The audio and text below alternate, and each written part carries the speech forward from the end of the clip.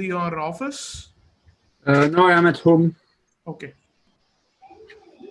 I'm actually better equipped at home. I have 3 screens, and okay.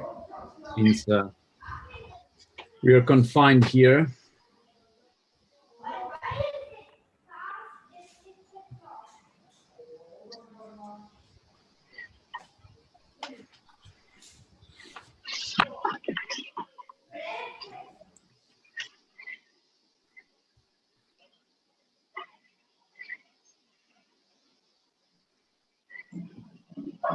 You don't see trees like that outside of ENS. Okay.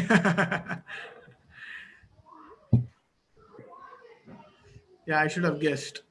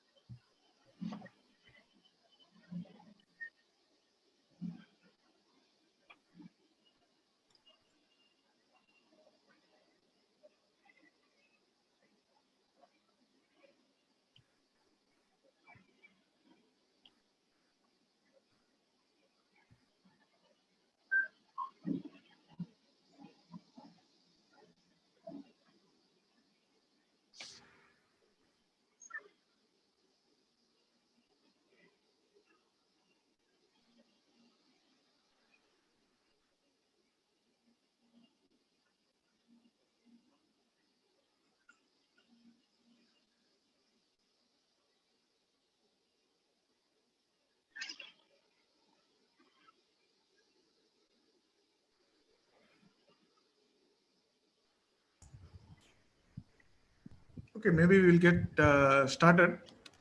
Welcome back, everyone. So, yeah, good evening to all those joining from India, and good afternoon for people joining from France. So, we now have the first lecture from Philippe Odier. He is at ENS Lyon, and he's going to be talking about mixing in stratified flows. So I think we've all seen a little bit of why mixing in stratified flows is an important problem. So I will leave the stage to Philippe to get started. So we will have Philippe giving his first lecture today, and tomorrow we will conclude with theories, lectures on solitons, and the second part on mixing in stratified flows by Philippe again. Right. Philippe, please. Okay. Thank you very much. Hello, everyone. I'm very happy to be giving this lecture. Turns out for me it's a triple first, because it's the first time I give a lecture in English, it's the first time I give a lecture on stratified mixing, and it's the first time I give a lecture online. I was lucky enough that my lectures at ENS were just in between the 2 confinements we had, so I didn't have to do that, but so it's quite a challenge. I hope it will work. I will be switching from PowerPoint presentation to Notepad, where I will write when I need really to do some more explanation and writing equations and stuff. So a little bit on my background. So I have a PhD in particle physics. That always surprises people now that I work in fluid dynamics, but anyone can make mistakes. But then my topics of research have been magnetohydrodynamics, and especially the dynamo effect that is at the origin of the Earth magnetic field. I've studied turbulent mixing in gravity currents, internal wave instabilities, and mixing properties. So of course, these last topics are the ones that relate to the class I'm giving today. And as you see, these 3 topics are in general, although it's always physics and fluid dynamics, it's always related to topics that have to do with geophysical situations, which I find quite interesting. And lately, I've started a new activity on hydrodynamics of cycling. So it's quite different. And if you see the French win more medals at the next Olympics in Paris in 2024, might be thanks to me. I don't know. But anyway, so here is the outline of my talk. So you've had already this outline in the documents I shared yesterday night for me, this morning for you. So I'm gonna go through the outline quickly. I'm gonna give a hint of why it's so important to study stratified mixing and related to ocean dynamics.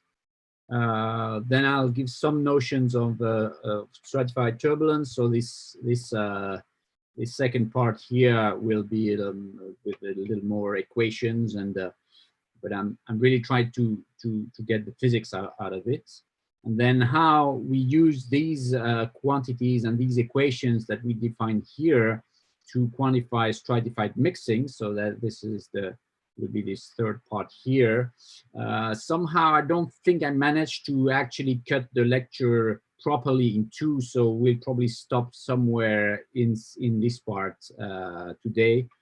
And so the second part tomorrow, I will finish this part and then go back to the ocean, especially going into one specific article, which is a kind of a seminal article in mixing in the ocean by Walter Munk, written in '66, called Abyssal Recipes, and I'll give you a few interesting ideas from this article, and then a little more about measuring diffusivities in the ocean. And finally, I will end up with describing the sources of the different sources of mixing that we know of in the ocean. So here we are. I just wanted to quickly go through, so it's somewhere there, go through the, oops, what happened? It disappeared. I had, oh, it's sinking. I wanted to show you, apparently it doesn't want to. I wanted to show you my, yeah, maybe it's this. Yep.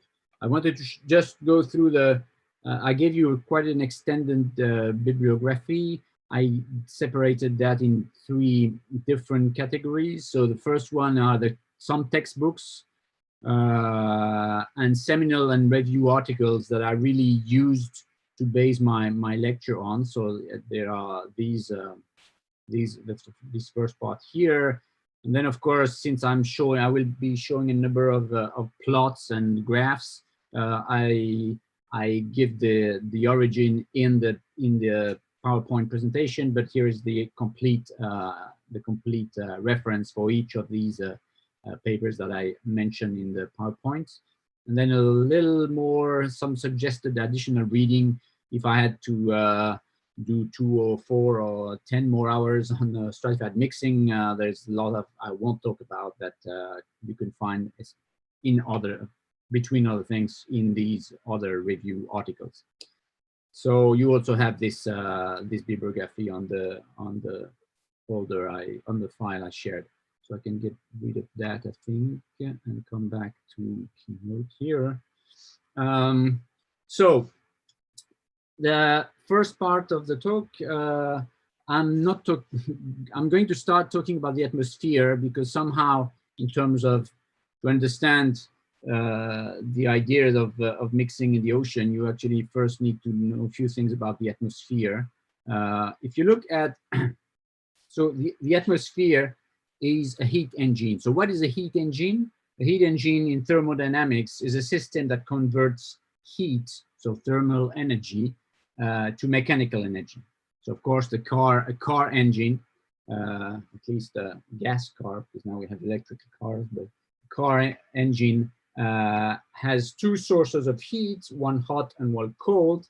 And then you have heat and work exchange between these sources, the system, and the outside of the system. And the idea, of course, is in case of a heat engine, is to produce work that can be used outside of the system. So, of course, the work produced in a heat engine of a car is used to make the car go forward. And more simply, so I can also go here, more simply, if you think of any fluid heated from below, you can consider that as a heat engine. So if you have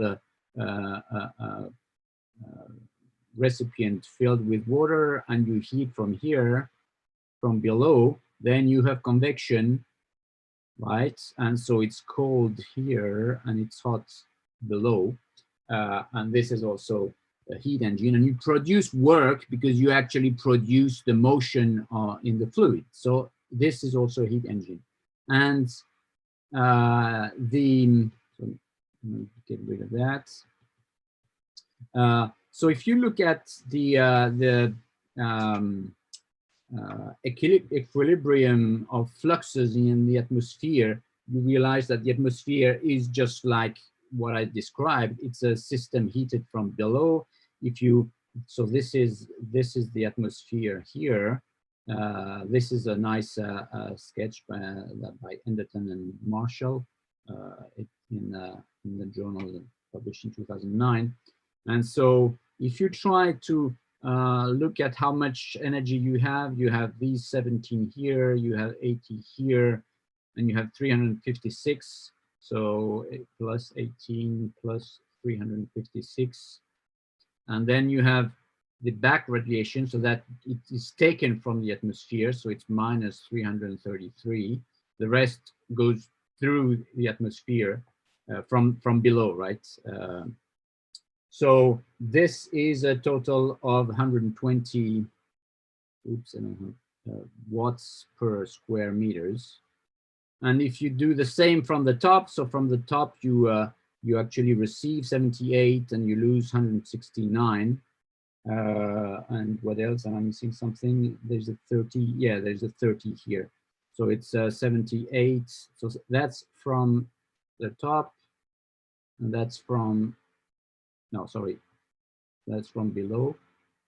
That's from the top. We have 78 minus 169 minus 30, and that's minus 121. So yes, the atmosphere is heated from below. It receives a positive flux from below, and it releases a negative flux from above. So so now the question, and because of that, the atmosphere is a convective system. So you have these nice rolls. So I won't go into details. You have different cells, but that's really the result of this heating from below. You get these cells here. So, and if you look at the heat transport in the atmosphere, that you have this curve, for instance, that was provided in this, again, this Enderton Marshall article, where you have a positive flux. So that's the flux going from, it's transported from the low latitude to the high latitude, and the same in the other direction. So interestingly, now if you go to the ocean, you get a similar, oops, sorry, you get a similar curve. No, that's here. So if you look at the ocean, you get a very similar curve where you have also heat that is transported from the low latitude towards the high latitude. So it's positive here, negative here, just because of the convention you take. But in both cases, it goes towards the low latitude. So it's pretty similar. So you could think, okay, is the ocean also a heat engine? And actually, there is motion in the ocean, as you can see here. It's well known. It's called, what people call it, the thermohaline circulation. We'll come back to that. And it's, you have some cold fluxes and then some warm fluxes. And so is that a bit the same and the same physics as the atmosphere? So that's, oops, sorry, when I went too far. So is the ocean also a heat engine? So this brings me to my point number 2. We want to discuss that. But there's an argument that was there's an argument that was given by Sandstrom. So that's pretty old. That is, so let me write. So it's Sandstrom. I didn't put that one in the bibliography because the article, you can only find it in German. It's pretty old. It's from 1908. And he just said that you cannot have a heat engine where the heating and the cooling is at the same geopotential, or in other words, at the same pressure. And that's actually, you can show that if you look quickly at the I'm going to do a little bit of thermodynamics. If you take a cycle, you know, when you represent thermodynamic engines, you draw cycles in a phase space of the different variables. So I'm going to draw one in PV here. And so an engine, so there are various ways of describing the cycle. So I'm choosing a very simple way where you go from one pressure to another one at constant volume, and then you expand at so on an isotherm, and then you go to a lower pressure at constant volume, and you come back here on an isotherm. And so this is a cycle, and as you know, the work is defined as minus PdV. And so if you want to have actually, you want to produce work, so you want work to be given from the system to the outside, so you want W to be negative. So you want and of course it's W integrated over the whole cycle. And since the work is minus PdV, you have no work on this part or this part because it's constant volume. So you only have some work here and some work here. And if you want this one to be negative, if you want the total to be negative, then you want this guy to be negative and this guy to be positive, because the top one has a larger amount of work because the curve is higher here, and the work is just the integral under the curve. And that means, of course, if you want the work to be negative, since the work is minus PdV, you want dV to be positive here. So you actually want to be going in this direction. I had not prescribed yet the direction in which you want to follow the cycle. So you want to go in this direction here, because this you have an extension of the volume gets bigger, and so because you have a minus sign in the expression of delta W, it means you have a negative work. So this one, of course, will be positive because you go in this direction, and here you do this, and here do this. And so this part, of course, these isotherms, this one is the high temperature, this one is the low temperature because you have higher pressure in the same volume. So it means that you have cooling here and you have heating here. Oops, sorry, it's very badly written, but and so it means that the cooling takes place at a lower pressure than the heating, right? Because in general here you have a lower pressure than here on average. So the cooling takes place at a lower pressure than the heating. And that's the key to an engine that will actually produce work. You want the cooling to take place at a lower pressure than the heating. And it's the same thing when you come back to my my drawing of the heated amount of water. The cooling takes place here at the top, where the pressure is lower than here because you are under the water. And so in the Earth, it's not the same. If you draw in the Earth, so let me get rid of that. If you draw, that comes back. How do I get? It won't be very nice, because now, yeah, if I want to show my thing, it's over. Sorry, I'm not. So I have to get rid of all this. Sorry.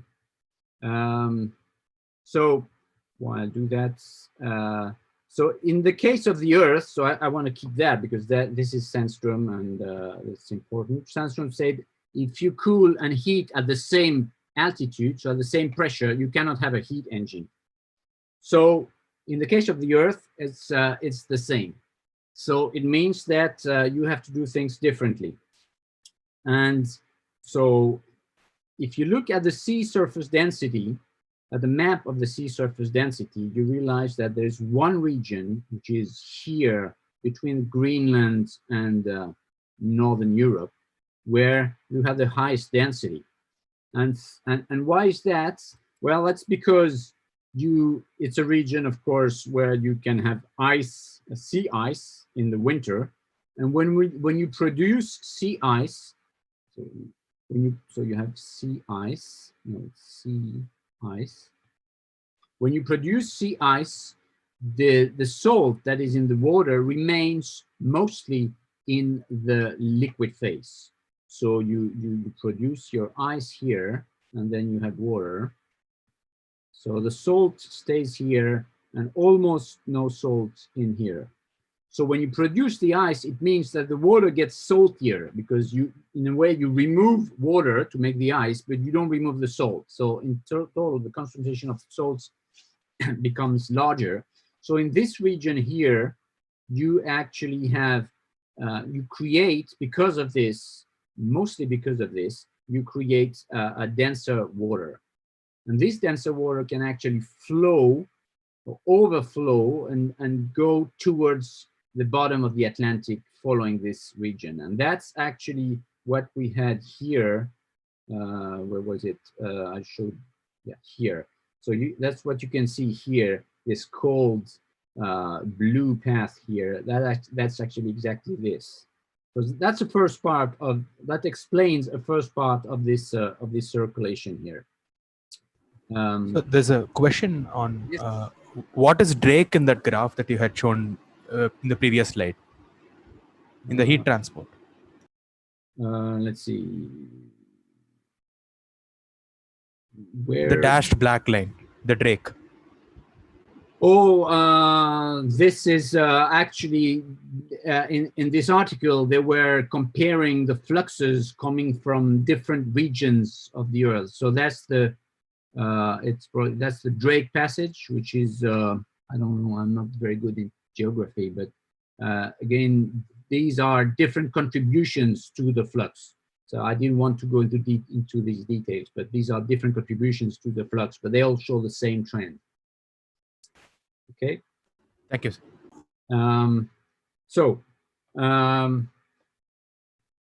The water water in these regions is also colder, and it gets colder because it's a cold region.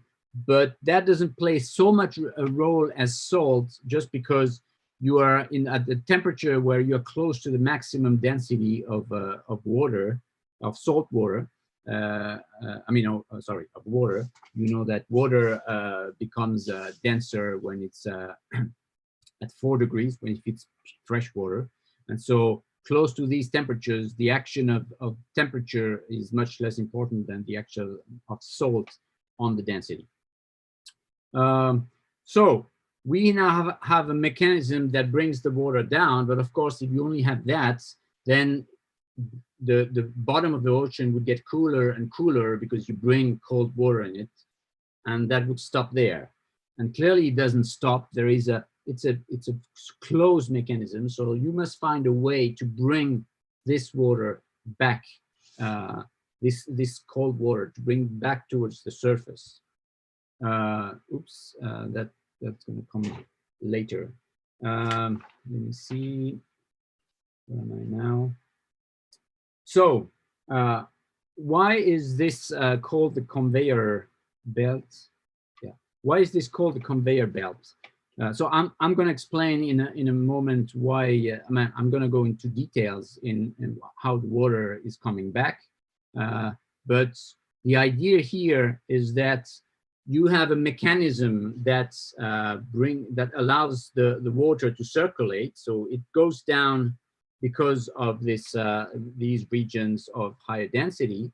And then what brings it up? Well, it has to be something related to mixing, because when you mix a stratified column of water, stratified meaning that the density, it gets higher and higher as you go down. If you mix it, it means that you take the fluid particles from the bottom and you bring them up. And in the same way, you take the light particles from the top and you bring them down. So in a way, you use kinetic energy to change the distribution of potential energy in the water, because you bring the heavy fluid up.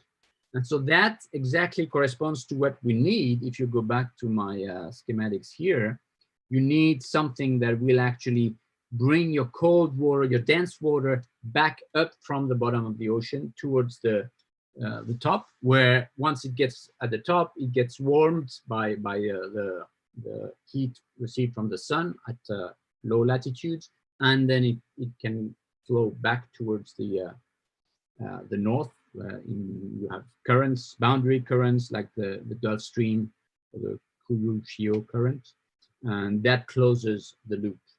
So in a way, you found a way to produce this motion, which is very different in terms of its origin compared to what happens in the atmosphere. Again, in the atmosphere, it's really the differential heating that produces these cells. Here, it's purely mechanical. It's the cooling, the release of the salt, and then the mixing combined. These two effects combined that create this circulation, and it's purely mechanical. There's a certain amount of power, and actually, you can see that the amount of power here is of the order of petawatts, so that's 10 to the 12 watts. And what is very interesting is if you now make a balance of how much heat is transported by the ocean, it's 1,000 times more. It's what's the word? I forgot, but it's 10 to the 15 watts. Sorry, I just told something wrong. Let me rephrase. This here is actually the amount of heat that is transported, and it's petawatts. Sorry, I got it wrong. This is the amount of heat that is transported by this circulation, and it's of the order of 10 to the 15 watts, just like what you have, same order of magnitude in the atmosphere. But actually, the engine that moves this heat is purely mechanical. It's what I described here, and I will come back to values later, but it's 1,000 times smaller. It's of the order of terawatts and not petawatts. So that's why people changed, in a way, the name that they used to call this circulation thermohaline circulation, which makes thermo is temperature, haline is salt. So the idea was, okay, it's temperature that actually creates, temperature and salt that creates this circulation, but actually it's not. It's really the mixing in the deep ocean, that controls this circulation, and this circulation just transports the heat. That's why now they call it the conveyor belt, or they also call it the meridional. Oops, what did I do? Anyway, I have to go back here. They call it meridional because it's along a meridian. Overturn, because it's going up and down. So overturn circulation. So that's the official name now. Sorry, but it's erased, and people call it MOC. Sorry, I'm not completely familiar with this thing here. So, and in a way, if I come back to my image of the circulation, which is here, the mixing actually plays two roles. The main role is the one I explained, and it's the fact that it actually allows the fluid that is brought down by density to goes back up. So that's, of course, a major role.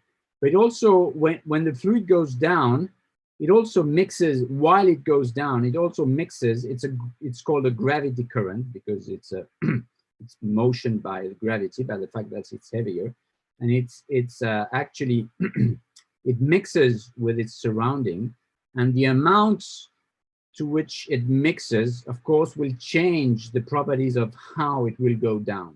So that's also another main issue in oceanic studies, is how much.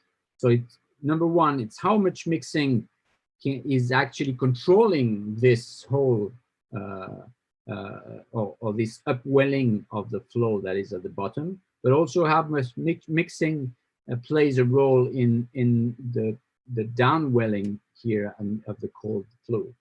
So for these two reasons, it's very important to better understand mixing in the ocean.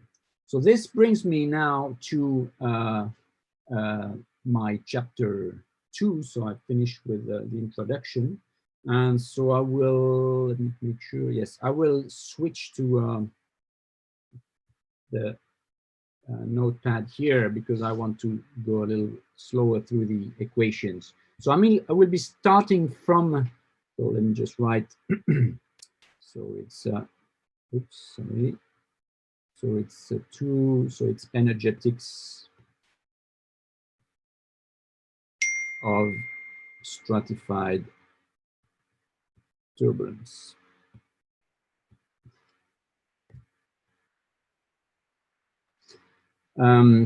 So starting from the fundamental equations of fluid dynamics, I will try to extract the quantities that allow to properly assess a given mixing configuration. So we'll be interested in understanding what are the control parameters,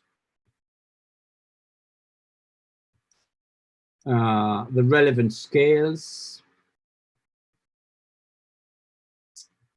and of course, quantifying the mixing. What are the parameters that allow quantifying the mixing? Mixing.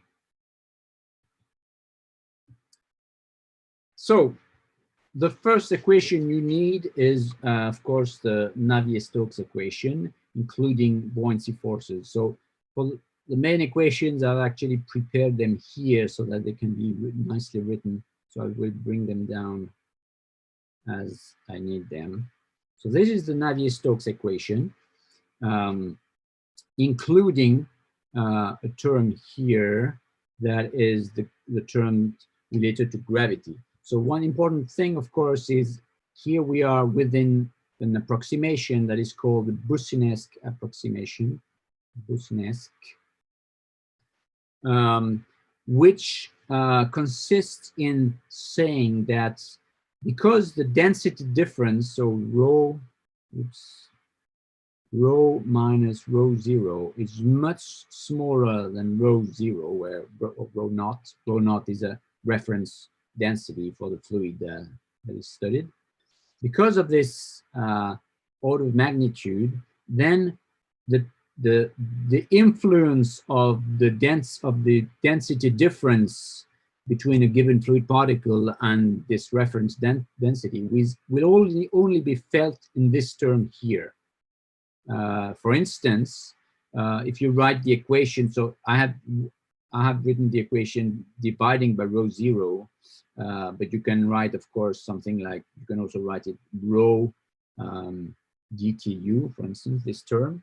And if you want to be exact, then rho is the sum of rho 0 plus some density difference. So this here would be rho naught plus some delta rho being rho minus rho naught, times dtu.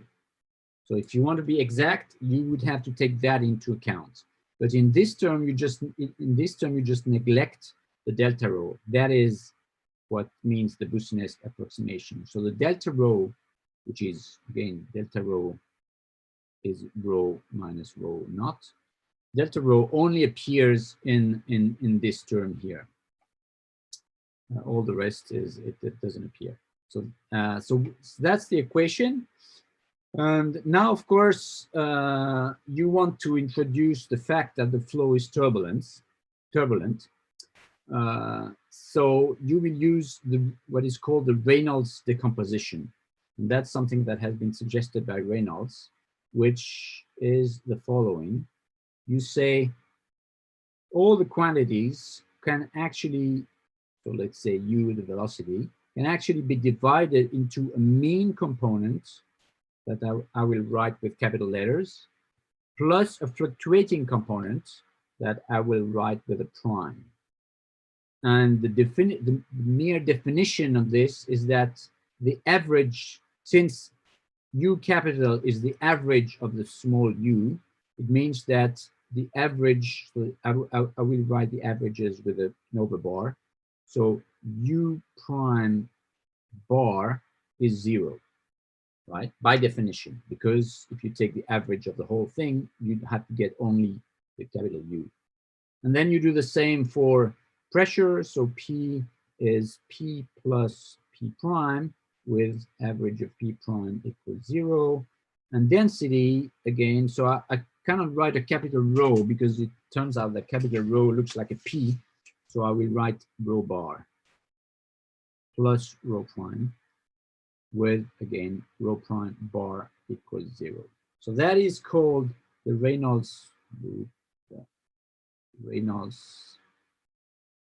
decomposition. And you will, of course, use this decomposition in the equation here. So to do, the easy way to do it is actually to rewrite the equation using Einstein's notation. So I have the equation prepared somewhere here. It's this one. So I'll bring it down. So here is our, that's the same equation. And this one and this one here are the same. Is it the correct one? Yes. No, sorry, it's not this one. I got, oops, I took the wrong one. Where is it? Oh, it's here. Yeah, that's the one, sorry. Now I erased the one I needed. So maybe, wait, let me just bring this one back where it belongs. Sorry for that. It's here, and grab this one and bring it down. Okay. So that's the same. These two here are the same equation, the one at the top and the one at the bottom of the screen, except that here I'm using Einstein's notation, which means that when you have repeated indices, it means that you sum over all the indices. So like if you write, for instance, diui, it's actually d1 u1 plus d2 u2 plus d3 u3, which in other words, it's divergence of u, which is 0, as you know, for incompressible fluids. So now you do the Reynolds, you use the Reynolds decomposition. So you take these these expressions here that you have here, and you insert them in the equation. So that gives you dt of ui plus u prime ui prime.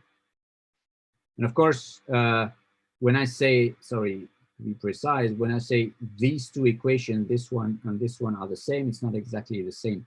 This one is just one component of the top one, because you have an I everywhere that is not matched by another index. That means that this is the ith component of the top equation here, is to be here. But of course, it's the same for all components, so we can do it just for one.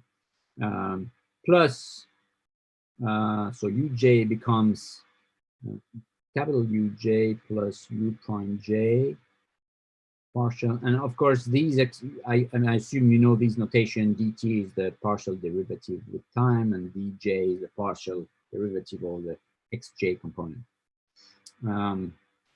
of ui plus u prime I. So that's the top term. Let's already work with this one, and then we'll the top, that's the left-hand side term. So, and then of course you want to take the average of that. So you take the average over all this here. And so what do you get for this one? Well, the average of the capital quantities, of course, is the capital quantities themselves, because they are defined as the average. So you have a dtui. And the average of this one, as we wrote here, we wrote that the average of u prime is 0. So you don't get anything here. Plus, And then here you have 4 terms, and that's where it becomes interesting. You have a uj partial j ui. This, when you take the average, you just get this. And then you have terms like uj partial j u prime j, and then another one which is u prime j partial j capital ui. And then you have one last term, which I will write here, which is the terms that only includes the fluctuating components, uj partial j u prime I. So it's an I here. And so what do you do with this? So, well, remember, you take the average here and here and here. So this one here is quite simple because you have, although it's a product, this term here is already an average. So the average of the average doesn't change, it's still the average. And so this term here is actually uj partial j u prime j bar. And so because you have only u prime j bar, well, this is 0, right? So this one cancels. And the same goes for this one. And so the only remaining term is this one here. And you want to rewrite it slightly differently by using the fact that you can write u prime j partial j u prime I equals, I put the partial over the product of the two. So u prime j u prime I. And so this, of course, you need to subtract something because that's the derivative of a product. So you need to subtract something where what is outside of the derivative is this time this one here, u prime I, oops, wait, u prime I, partial j, u prime j. And we're almost done because this thing here is the divergence of u prime j. And since the divergence of total u is 0, as I said here, it means that divergence of u plus u prime is 0. And if I take the average of this equation here, I get divergence of u equals 0, of capital U. And this means, of course, by subtraction, that divergence of u prime is also 0. So this term cancels here.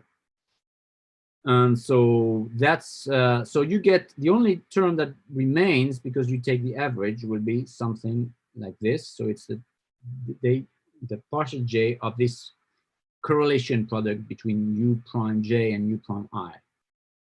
And so I can do the same with the other terms. I will not, I mean, it will take too much time to do all the calculation, but this brings me to the equation that is here.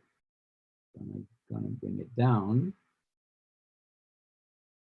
I hope it doesn't make you dizzy to go up and down in this way, but here. So here is the equation. So you have the dtu that we had here. You have this term here that you find here. And then you have a number of terms that have been put inside of a partial j. So it's actually the divergence of some what's the word, tensors, and you actually can recognize this thing here.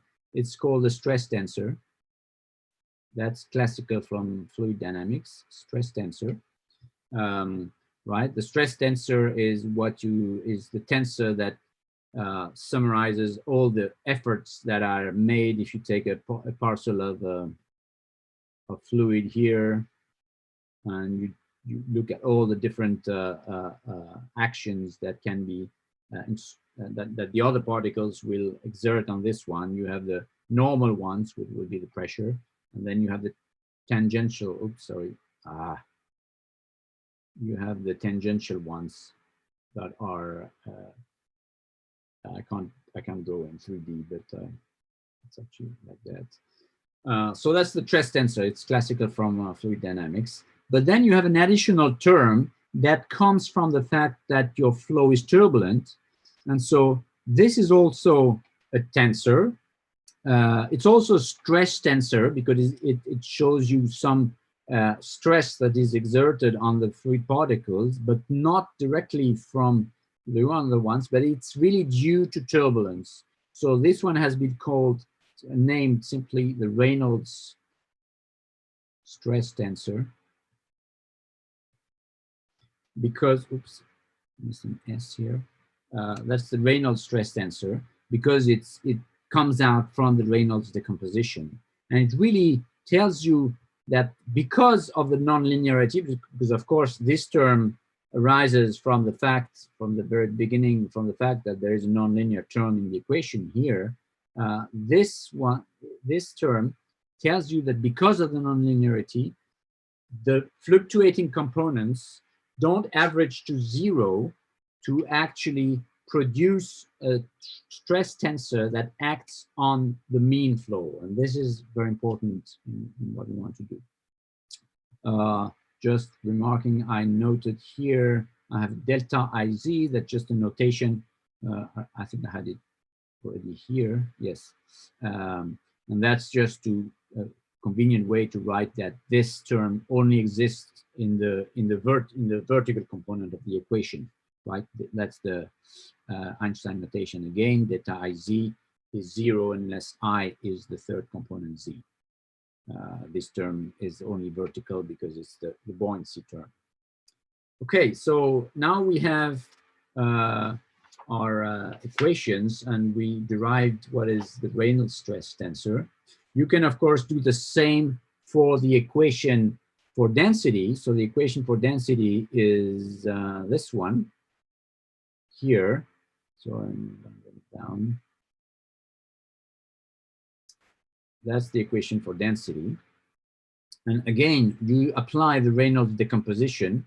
So here, this time you use this quantity here, but you also have to use this one because, of course, U appears in, so sorry, I didn't mention, of course, dt is actually partial t plus the term, or dt, whatever, rho, oops, dt rho is partial t rho plus u scalar gradient of rho, right? So of course, when you apply the Reynolds decomposition to this equation here, you have to do the decomposition in rho, but also in u that appears here. And so I'm not going to do the calculation. It's the same math, and you get this expression, yes, this expression here. So that's the equation here that you get, where, again, you have one of these terms, that's the important one of these terms where you have a correlation between density fluctuation and velocity fluctuation, and you have actually take, again, the divergence of this tensor, or sorry, it's not a tensor, it's a vector in this case, because rho is a scalar. So you take the divergence of this scalar here, of this vector here, that is an additional term to this one, which is, of course, the usual viscous, or not viscous, but diffusive term in the equation for the density. So I just rewrote the equation here in a different way. Okay, so an important point now is that these quantities, these new quantities that appear in the equation, the rho prime u prime j, and here the u prime, where is it? The u prime I, u prime j. These quantities can actually be seen as fluxes, and that is a very important thing to. So it's a very simple example.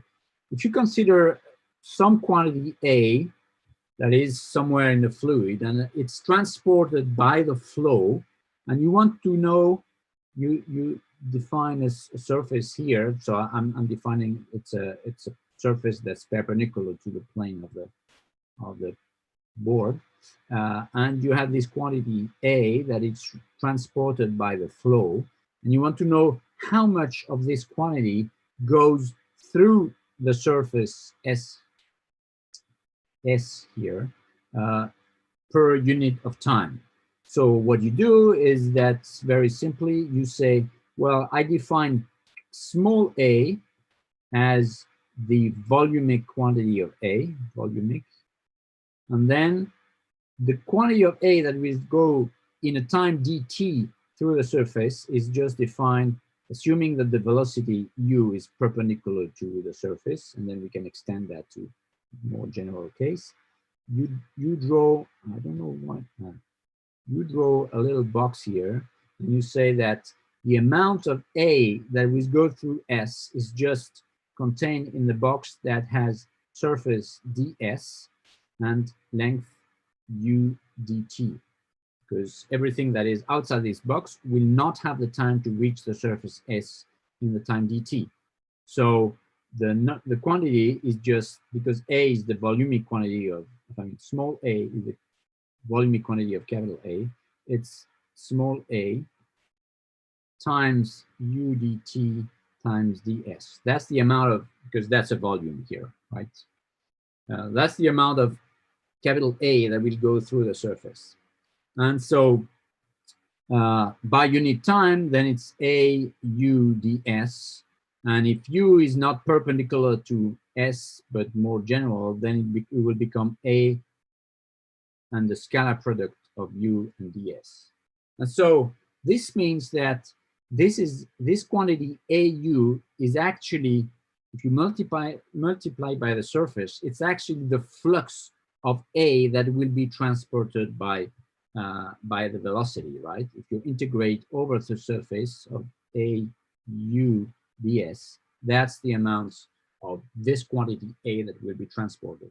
So if you come back to what I had, to the quantities we had before, so for example, rho prime u prime, this can be considered as rho prime is mass per unit volume. So this quantity here is just the flux of, so it's not exactly mass because it's not rho, it's rho prime. So I would call it the flux of mass anomaly, in the sense that it's rho prime, so it's a fluctuation. So it's the mass that is not, that is different from the average mass at a given point. So that's why I call it mass anomaly, or you could call it mass fluctuation if you want. But so rho prime u prime is the flux of mass anomaly that is transported by, so it's transported by the u prime velocity field, so transported by the turbulent fluctuations, turbulent velocity fluctuations. And in the same way, you can write, so the other quantity we had in the equation was this u prime I, u prime j. Let's take just one component to be simple. So if you take, for instance, u prime w prime, where this time these are just the component of the vector u, right? First, horizontal and vertical component. If you multiply it by rho naught, well, rho naught u prime has the unit of momentum. So again, this is a flux of horizontal momentum.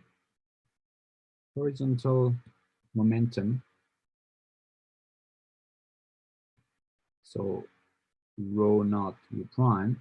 So it's, again, it's horizontal fluctuating momentum, that is transported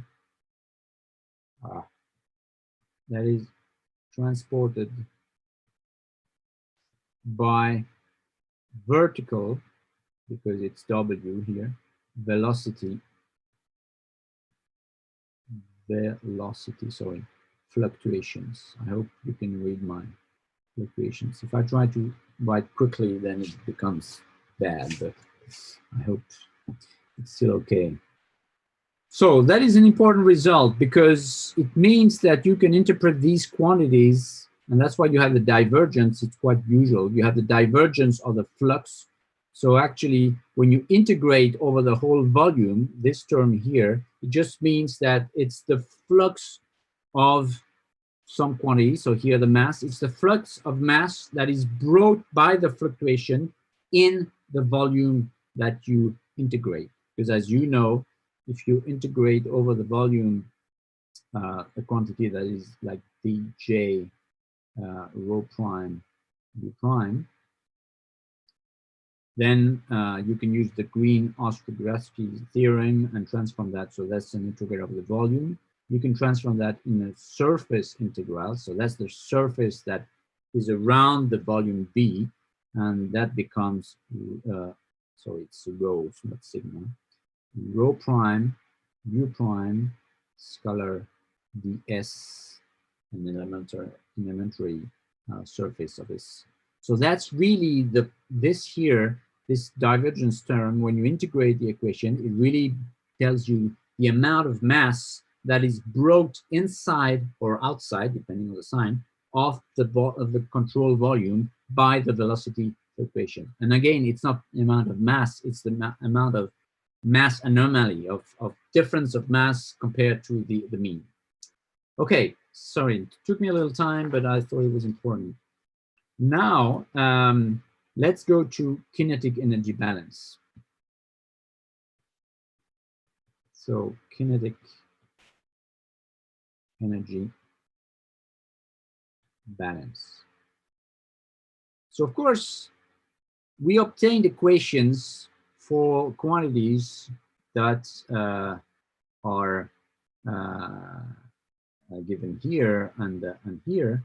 But if you're interested in what happens actually to the fluctuating quantities, well, by definition, these fluctuating quantities, rho prime and u prime, if you take the average them, then you get 0, right?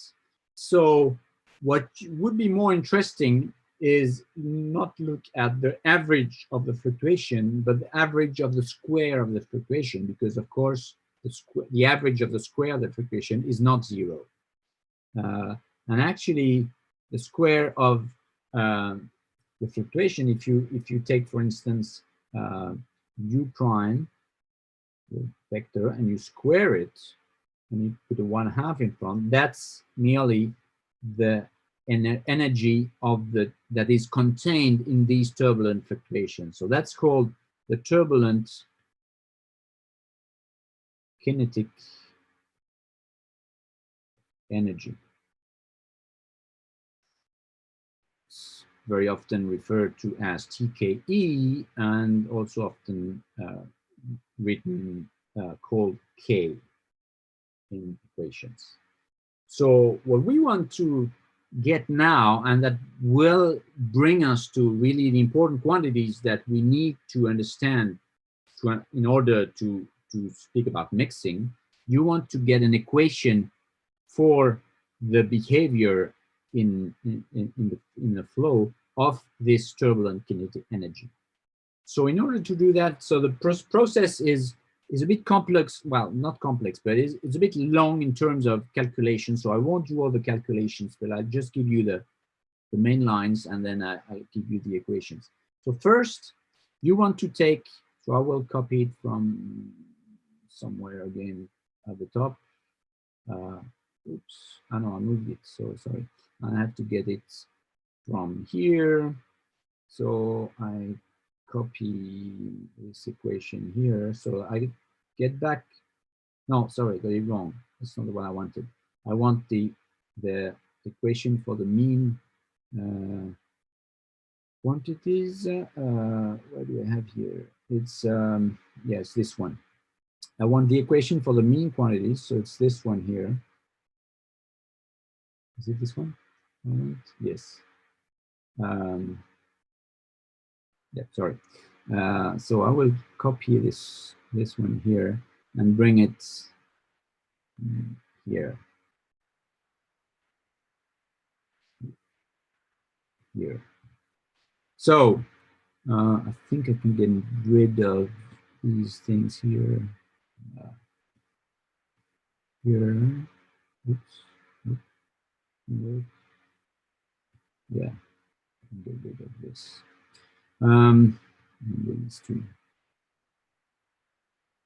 Okay, so this is the equation we got for the mean flow, right? And so in order to get the equation of for the turbulent kinetic energy, first you want to get the equation for the energy of the mean flow. which I didn't define, but I can define here. So let me just move this here. I can define, of course, the energy of the mean flow energy, which is 1/2 of U vector, I mean capital U squared, right? Of course, it's an energy per unit mass, right? Because there's not a mass in front. So to get the equation for this one, this quantity, well, you just have to take the equation we have here, and you have to move it slightly to the side. Doesn't want to. You want it to multiply it by UI again. So the whole equation here, you multiply it by UI. So then you have to, of course, play with the terms. It takes some time. Again, use the fact that you can play with, I mean, play little games like the one I did here by transforming a term like that into a term like that. So I don't go into the detail. And this gives you, at the end, an equation for the mean flow, which is here. So I will bring it again, bring it down. Here. So the result of multiplying this equation here by U then gives you this equation below. Here there's a notation, Sij is just a tensor, and that's for just to symmetrize things. Instead of having partial j ui, just as you have here, you just use the symmetrized part. So that's just a way of, I mean, people usually do that. And so this is the equation. I won't spend too much time on this equation, because what I want is the equation for the turbulent kinetic energy. I just wanted to give you this one, so I won't comment on it. But now, how you do for the to obtain the equation for the turbulent kinetic energy? Well, you have to take your initial equation. So it's this one here. Copy it. You have this equation here.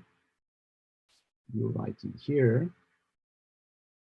And again, this one you will multiply, but this one is not, this time it's not capital U, it's small u, which contains both the capital and the fluctuation, and you multiply by UI.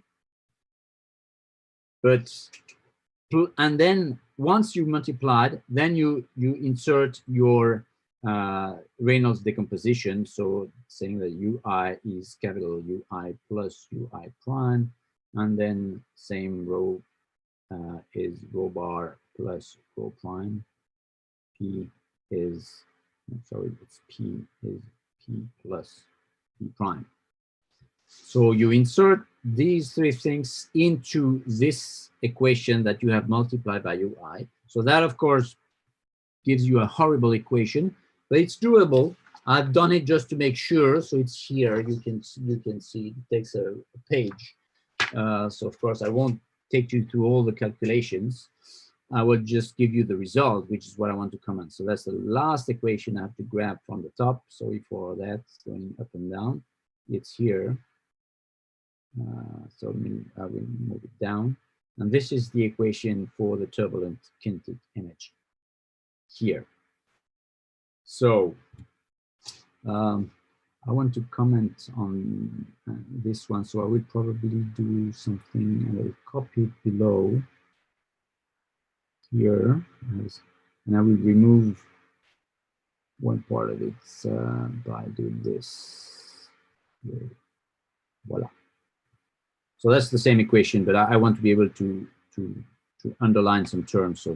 So the equation, and again, you have the definition of this Sij, which is the this tensor, and you have the same kind of tensor, small Sij, which includes the derivatives or the cross derivatives of the fluctuating quantity here. So what do you say from here? So here you have the derivative of the turbulent kinetic energy. So it's equal to a certain number of source terms. Well, source or not source, because this one here, oops, this one here, because it's a partial j of different terms, this is only, again, transport. For the same reason as before, this is just transport of energy, of turbulent kinetic energy, from one region of the flow to another region of the flow. And again, if you integrate that over the whole volume, and you don't have any fluid that can go in and out or out of the volume, then you get 0 for this term. So it's only only transport, and it's transport by pressure work. This is transport by viscous work, and this is transport by the fluctuations. But again, it's only transport, so it's not really a source term. It's just to move the energy from one place to another. Now, the interesting terms are the 3 last ones. This one here is always negative, because you have Sij, which is the square of Sij, so that's positive, and because you have a minus sign here, it's always negative. So this one here is it's called the turbulent dissipation. Turbulent dissipation. It's usually noted epsilon, and it's negative, which means that it always it's a sink. It always extracts energy from the turbulence to go where? Well, into heat. That's why because you have viscosity here. So it's actually viscous forces that when you have friction between the particles, it ends up in heat. So you extract all the time, you extract heat from any fluctuating quantity. Okay. Now you have this term here. This one is called production term. So why is it production? P production. Well, it's the only term that is in both equations. The one, you can see both equations together. Yes, here. So this term here is also there, as you can see. It's the same one, except for the sign. It's a minus sign here, and it's a plus sign here on the top. And that makes sense, because this is a term that couples this small flux u prime I, u prime j, which is related to turbulent quantities, and the Sij, which is defined here, which is the large scale gradients. So in a way, this is a term that embodies the exchanges of energy between the mean flow and the fluctuating flow. And why is it called production? Well, in general, the energy in a turbulent flow goes from the large scale to the small scales. You have exceptions to that, but in general, that's the case. And so that's why it should be a sink term here, so negative, that extracts energy so here, sorry, when I'm showing with my pencil, you don't see it, of course. So here, it should be negative, because you extract energy from the turbulent, sorry, from the mean flow. And so because you have a minus sign here, it becomes positive, and it's energy that you bring into the fluctuating quantities. And there's a way to understand that a little more. So Philippe, there are a couple of questions on the chat box. Oh, yes, one of them may be just relevant to the current derivation. Could you please take a look? Yes, let me go. On the chat box. Yes, I know. I have to. Or can I just read it out? No, I have them. So there's one, the Drake question I've answered already. Any reason for cold water joins? So that's joins the heated zone in the Indian Ocean. This I might maybe come back to the end, at the end.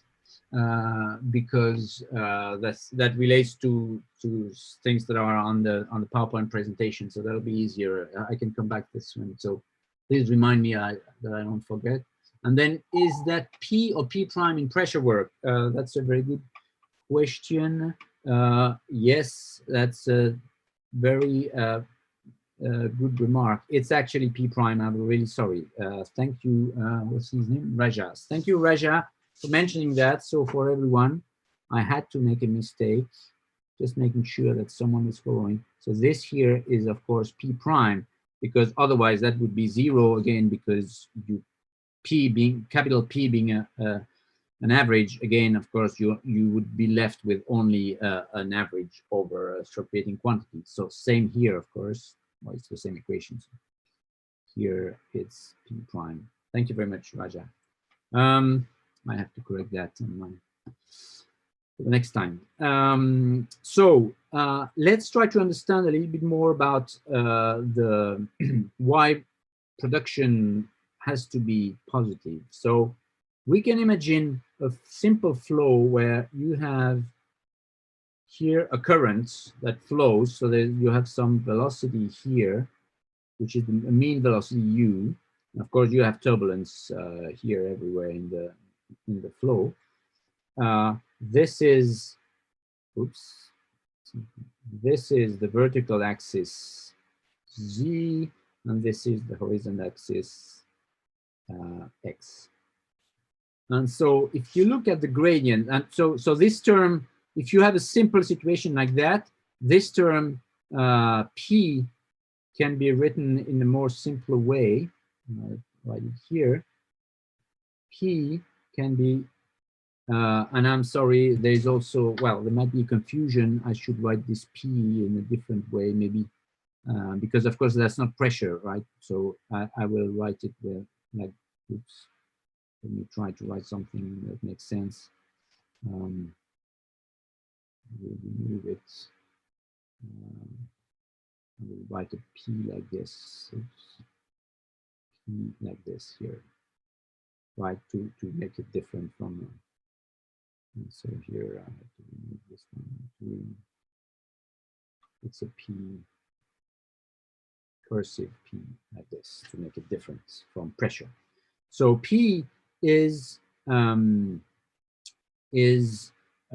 this simple situation, you can write it minus, so it's UW, which is the only two components that we're interested in, bar, times, and the Sij will be only the only gradient that's the main gradient here, which is dZu, right? Because U is the main velocity, the main mean velocity, and it only changes with Z in my example. So if you look at dZu, in this top region here, this region here, this is where you go from being inside the current to outside the current. So the velocity decreases as you go up. So you have dZu that is negative. And here's the contrary, because the velocity increases as you go along Z. So dZu is positive. And now if I extend my current here and I take, let's assume you have a small velocity fluctuation of u prime. So this is not an arrow of the vector, it's an arrow to represent the fluctuation, right? Let's assume it goes in this direction. Well, it's more likely to be transported outside the flow, just, I mean, in an analogy with diffusion, because you have more fluctuations inside the flow here, sorry, here than outside the flow, it's more likely to be transported outwards by a fluctuation W prime. So in a way, you're more likely to encounter a correlation with U prime is positive and W prime is negative, is positive too, sorry, than other configurations, especially the ones where they have different signs. So in a way, when you make the average U prime, W prime, you should get something that is positive. It's the same here because the fluctuation, well, it's the same. The fluctuation here will be transported downwards this time. So you have the U prime that is positive, but W prime is negative. So here you rather have U prime, W prime negative. And what is interesting is that if you go back now to the P term, well, here dZu is negative, but this one is positive. Here's the contrary. So the signs always are opposite for the gradient and the flux. And since you have a minus sign here, then it means that P should be positive, right? So that's just a hand-waving argument to show you that in terms of correlation in a flow like that, you would expect the fluctuations to be transported in a way that gives you a positive contribution to the turbulent kinetic energy evolution. And of course, then a negative contribution to the mean flow energy. So it's really, that's why you call it a production term, because you produce velocity fluctuation from the mean. Last term is this one. So it's this one here. So let's rewrite it here. So it's minus G over rho naught, rho prime, W prime bar. And here again, you can make some inference on its sign. If you take a situation where you have a stable stratification, then let's write here. So this is Z, this is rho, and because it's stable, it gets larger as you go down. And so if you have mixing, because in the stable stratification, it means that the particles by themselves won't go anywhere, right? If there is no kinetic energy to move them, they'll just stay as they are, which is not the case in an unstable stratification, where of course you will have heavy particles on top of light particles and they will go down. But in stable stratification, the only way to move particle is actually if you add some kinetic energy. So that would be what we call mixing. You take a heavy particle, so it's a rho prime positive because it's heavier than its surrounding. It's a heavy fluctuation of particle, and the mixing will tend to bring it up. Can also bring it down, of course, but again, because you have more heavy particles here, it will be easier for this particle to actually go up. Again, with in mind an idea of a diffusive process. So it goes up, which means W prime, the fluctuation that brings it up is positive. Again, this all types of correlations in terms of signs can exist, but you're more likely to find a correlation like that, or of course the opposite one where you have a light particle here that is brought down. So this is rho prime negative and W prime negative. So in both cases, you get the rho prime W prime negative. So in a way, you can say on average, you expect to have more negative contributions.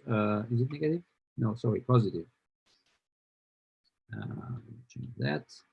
Positive. And did I get that right? Yes, positive. Yes, that's correct. That's correct. So this means that this term B, again, minus Q over rho naught, rho prime, W prime, this term B will be negative, right? Because rho prime, W prime is negative. No, sorry, is positive, sorry, and there's a minus sign here. So, oops, I erased the minus sign. There's a minus sign here, so it will be negative. And that again makes sense, because if you mix, what are you doing? You're using the kinetic energy to bring the heavy particles up and the light particles down. So what are you doing? You're creating potential energy, because you're bringing particles that are heavy at a higher altitude or lower pressure. So you're actually converting, in this term, you're converting turbulent kinetic energy into potential energy. So it makes sense that it's negative, because you are actually extracting the turbulent, you're reducing the turbulent kinetic energy to produce potential energy. So if I make very often people just forget about the transport term that's here. Forget about this one because you suppose you are in a steady state. And this is, of course, this also includes the U grad U term, or U grad energy term. But again, this is also a transport term, right? With a U grad energy. So if you neglect all that, then you have a balance between these three terms here. And if you write them to actually using what we just said about the sign, you would get something like the production is which is has a given sign, is equal to the sum of the two others. It's P plus epsilon, right? The production produces turbulent kinetic energy, and these two dissipate or extract the turbulent kinetic energy either into heat or into potential energy. So this is heat, this is potential energy, and this is produced from the mean flow. Okay, so I took a lot of time. It's yes, it's 2:50, well, French time, but I think it was important to actually put the basis correctly of these quantities here. So this, let me make sure I haven't forgotten anything.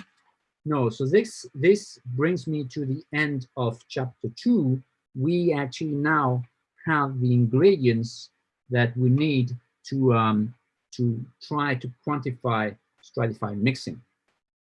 So let me see. So we'll still keep working for a while on the notepad, and then we'll switch back to some. Oh no! Wait! There's one thing I wanted to show you here on the in here. So here you have the equation. That's what you have in what I sent you. So it's a summary of all the equations. Remember to correct for this. No, it's not this one. This term here, which should be small p. Okay. So when I was a visitor at the Los Alamos National Laboratory, I did some experiments with Bob Ecke and Jun Chen. We published 4 papers with the outcome of our studies, where we actually we studied the energetics of stratified turbulence in a case where you have a gravity current. So we were injecting a fluid below a plate. Let me take the laser pointer. So we were injecting fluid below an inclined plate. So that's in a way, so the fluid was lighter, the fluid that we inject, so it went up. So it's similar to injecting a heavy fluid that goes downwards. That was just for technical reasons that we inverted the situation. And then we actually measured, we used, that was a laser sheet, and we measured velocity and density using the PIV lift system that Sylvain described to you in his classes. So I don't have to go further into that. You know everything about PIV lift. You know that you can measure velocity and density at the same time, which is very interesting, because then, of course, you can get quantities such as, for instance, this thing here, rho prime, W prime. You can actually measure it directly from the PIV lift technique. And you can also measure U prime, W prime. You can measure the gradients. So you can actually measure, and these gradients too, so you can actually measure these quantities here. And so that's what we did. I have some plots here. Let me do this. It's not going. Let me go back here. Yeah, it brings. I wanted to remove this little thing here at the bottom, but I can't. Okay. So these plots here, these are. So I won't go into the details, but these are profiles along the distance downstream of the 3 quantities. P is the red one, epsilon is the blue one, B is the gray one here. So as expected, B is smaller than the rest, because most of the energy of the turbulence actually goes into heat, but a little bit, some fraction, and that is the exact issue that we're going to be discussing in a moment, is how much of this energy is actually converted into potential energy. But as you can see here, it's a fraction. It's not negligible, but it's about of the order of 10%. So in that, these are two different configurations. This one is more energetic because we used these little propellers here to actually enhance the turbulence in the flow without changing the mean velocity. And well, here we try to estimate the other terms. The transport term is it's very difficult to measure it experimentally. And so this LC is actually this term here, assuming, of course, that this is the steady state, so there is not partial T, but there's still a term, there's still a term of the type U, what is it, Uj partial J of 1/2 of U prime square here. So this one, we were able to measure it, and this is the LC term, the red one. So as you can see, it's close to 0. So okay, there's no real transport of by the mean flow. There's a little bit, and then the LT is the transport term. Whoops, here.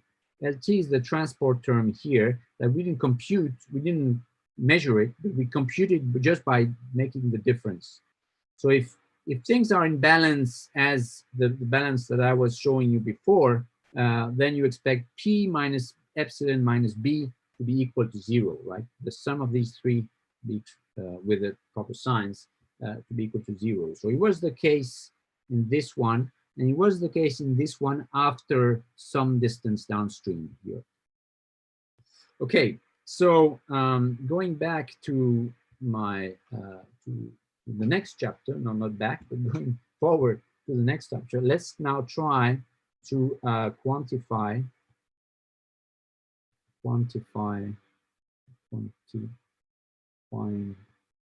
stratified turbulence.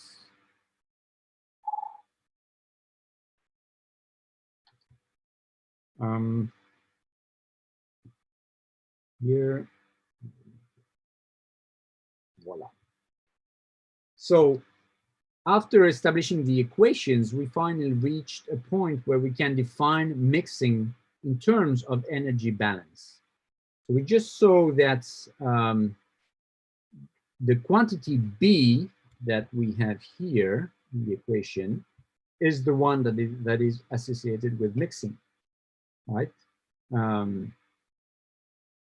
So you can define a mixing efficiency, which is, okay, there is a balance of energy, well, of power. It is power, of course, these quantities. And I didn't mention that before, but you can see that in the equation.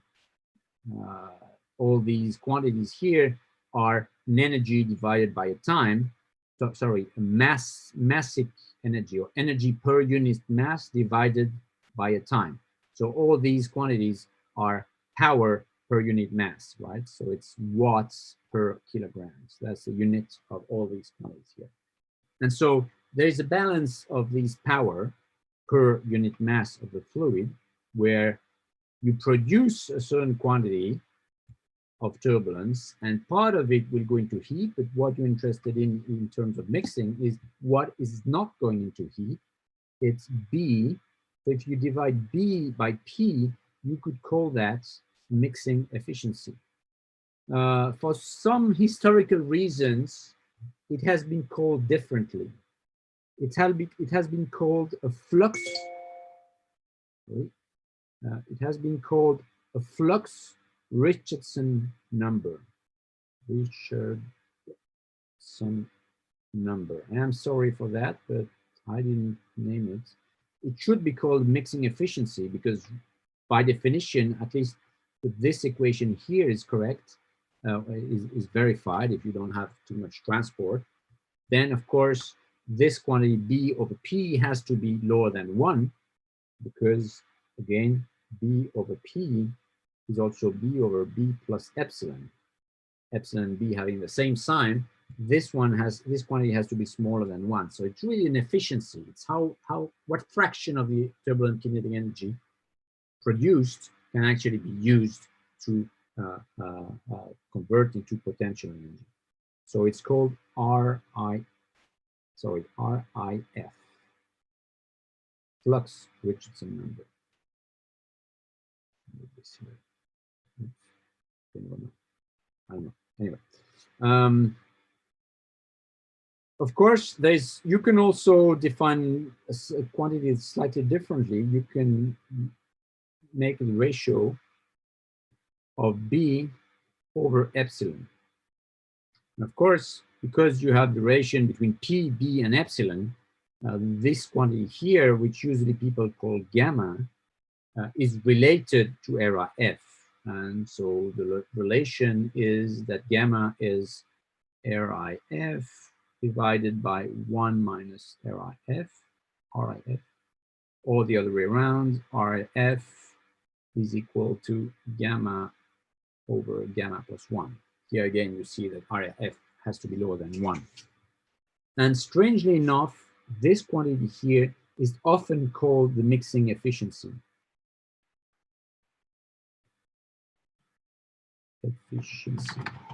So that's a pity. Sorry, noise here. The printer is making noise for some reason. So this gamma is called mixing efficiency, which is a pity because it's not an efficiency, because it can be smaller or larger than 1, depending. In general, it's smaller because B is smaller than epsilon, as you saw in my plots, but it's not, the physics then does not prevent B to be larger than epsilon. Well, of course, physics prevents B to be larger than P. So there's, in new literature, especially the one by Caulfield, who is one of the world experts on stratified mixing, I quoted several of his articles in the bibliography, he rather calls it a different name. He calls it mixing coefficient. Mixing coefficients. So there's a question in the chat box. Yes. If I understood correctly, the mean kinetic energy is converted into fluctuating potential energy via production terms. Yes. During that process, some part is dissipated. What happens to that fluctuation potential energy? Is that general?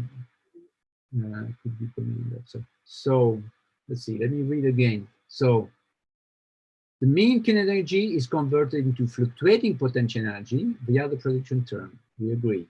Then some part is dissipated.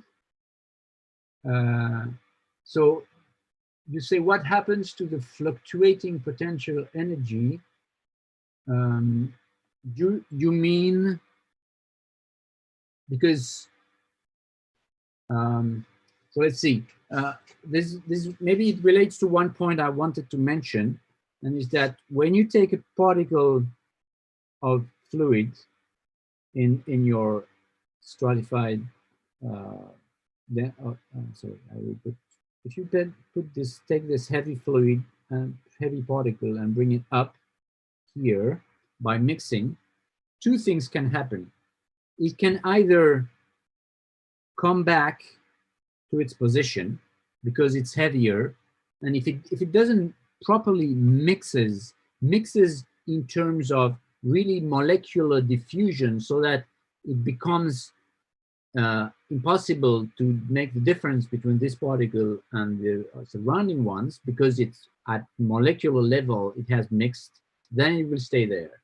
But if it doesn't have time to mix, because if the processes, the diffusive processes that make this particle actually mix with the others are too slow, then it can come back. And then, of course, you are not producing potential energy. And so this is an important point that I won't dwell on a lot, but it's important, and it's the difference between what people call stirring and what people call mixing. I'm not sure I'm answering your question, but I will come to it. So stirring is just you stir and then it comes back to where it was. If you have a real mixing, if the particle stays there, or in other words, if the distribution, if you have a change in your distribution of density. Right now, I drew this line. Oops, I erased it actually. I drew this line, which was the profile again of density, rho z, and if it mixes, it would become more and more vertical, because at the end, if it mixes completely, of course, you get a vertical line, because the density is the same everywhere. It's an average density. So there's an amount of energy. There's an important point that this B here has to be something that really contributes to mixing and not only to stirring. Now, coming back to your question, the internal waves, well, internal waves in general are, as you saw in the class of Manny probably, and maybe Thierry, internal waves are not generated by turbulence. They can in some cases. What's his name? Bruce Sutherland in Canada has studied a lot the generation of internal waves by turbulence. But usually internal waves are generated by large scale motion. So in the ocean, it's the back and forth of the, what can be the back and forth motion of the tide over some seamounts that would generate the waves. So it's not so much the fluctuating potential energy. It's unlikely that it will generate internal waves. That would be my answer to your question. Is there another question? No, we're good. So where was I? Yes, so I defined these quantities here. So this is really a way, at least one way of characterizing the mixing. It's by this flux Richardson number or by this mixing coefficient. And I will show you some plots soon. But before that, there's another thing you want to define. And so, of course, it's the control parameters. Means in a given situation, what are the control parameters? What are the parameters that tells you this is a very stratified situation, or this is a very turbulent situation?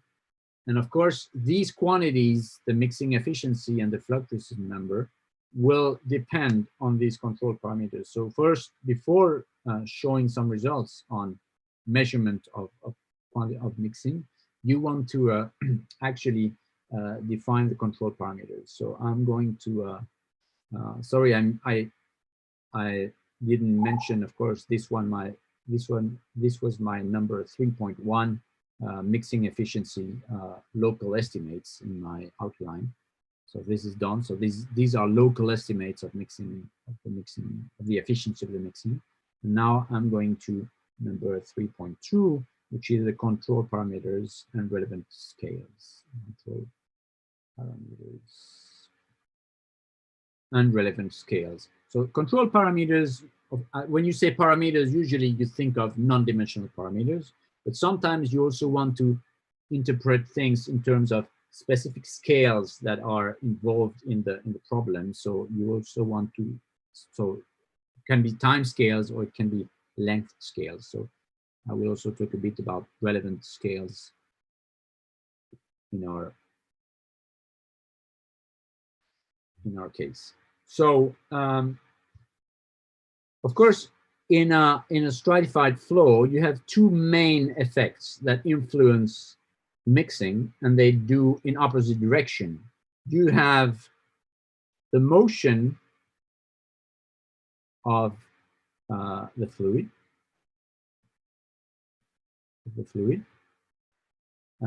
that usually will generate mixing, especially shear. As we all know, shear is a good way to actually, you have two layers that go across, and so this is a good way to create mixing. So this will enhance or generate, maybe generate is better.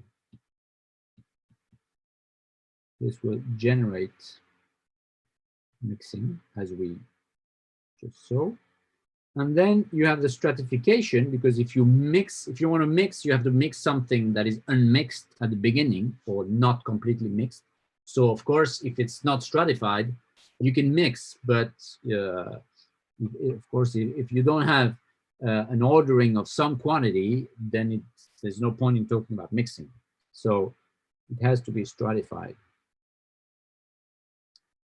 It doesn't mean that you don't have mixing if it's not stratified. You can have mixing in a different way. You can mix, of course, when in the industry, when you produce something, you have different components that are injected in a big tank that will do a chemical reaction or whatever, and you want the component to mix. And in this case, these components could have the same density, so you don't have stratification, but you still have mixing. But we are really interested, because we are in, well, I place myself in the framework of ocean situation, then it's mostly stratified mixing that you want to. So stratified. Excuse me? Yes. So regarding previous section, uh, is that the really dominant balance between that P, B, and E, rather epsilon? In the sense that if you do some sort of a scale analysis, do these terms are these terms at the higher order than the other terms? Well, the results I showed you give you at least, well, these are of course just results from an experiment, but For they example, tell you del J that. term, is that ordered lower than these three terms, epsilon, P, and B? So as you can see, this plot. So again, this is an answer.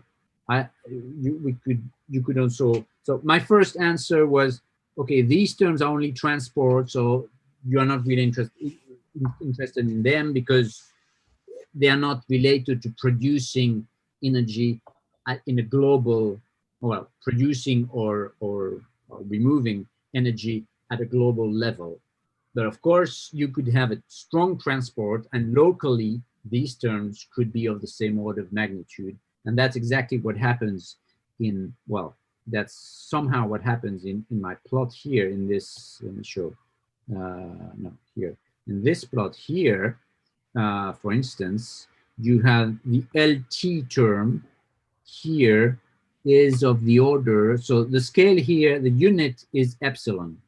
So here you have 30% of epsilon. So the transport term here is of the order of 30% of epsilon. So it's not really small. It becomes smaller as you go further down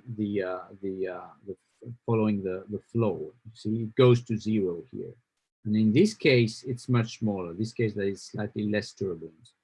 So I'm not saying that I'm answering the question just by one experiment, but you expect these terms to be at least globally much smaller than the other ones. Okay, so at large scale, for example, this dominant balance would be much more appropriate in some sense. Yes. Sure. Okay, thanks. Back here. Where was I? Okay, so the second important thing, of course, is stratification, and this one goes against mixing, right? Because if it's stratified, the mixing will lift the heavy particles, and the heavier the particles, or the larger the density difference between the particle and its surrounding at a given distance, the more difficult it will be for the shear or for the fluctuating flow to actually produce this mixing. So there's the competition between these numbers is captured in a non-dimensional number, which is called the Richardson number. So it's kind of, again, it's kind of annoying that you have two Richardson numbers. You have the one I just defined, which was the flux Richardson number. It turns out to be somehow it's an output number, which is how much mixing are you making, while the actual Richardson number, it's an input number, which is what is the competition between stratification and turbulence. So it's like that. We have to work with that. But they have really two different. They're both called Richardson, but they have a different significance. And so, how do you define the Richardson number? Well, a simple way to do that is to realize that, well, as you have seen in the classes from Manny on internal waves, an important number or an important quantity in a stratified fluid is what is called the Brunt-Väisälä frequency, or the buoyancy frequency, called N, which is the square root of G times the gradient d0, and you divide this by rho naught with a minus sign because d0 is negative in general if you take z vertically up. So this is the Brunt-Väisälä. I will write buoyancy because Brunt-Väisälä is too complicated. Buoyancy is complicated too. Anyway, so buoyancy frequency.